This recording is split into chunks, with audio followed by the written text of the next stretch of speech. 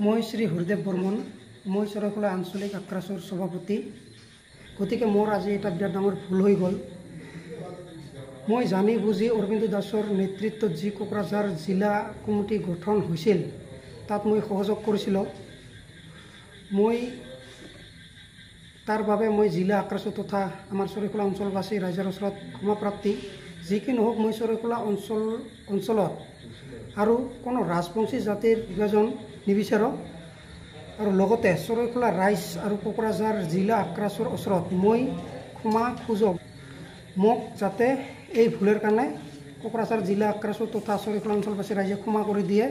লগতে মই কথা দিলোঁ, জাতিৰ বিৰোধী কোনো ধৰণৰ কাম নকৰোঁ আৰু কোনো সামাজিক কামত লিপ্ত নহওঁ। যদি আৰু কোনো দিন ৰাইজৰ বিৰোধী কাম কৰোঁ তেনেহ'লে ৰাইজে আৰু তথা সংগঠনে ৰাইজ বিৰোধী তথা সংগঠন বিৰোধী কাম কৰোঁ, তাৰ ৰাইজে আৰু সংগঠনে মোক যি ধৰণৰ শাস্তি দিয়ে তাত মই মূৰ পাতি ল'ম। শেষত মই চবৰে ওচৰত ক্ষমা প্ৰাৰ্থনা খুজিলোঁ।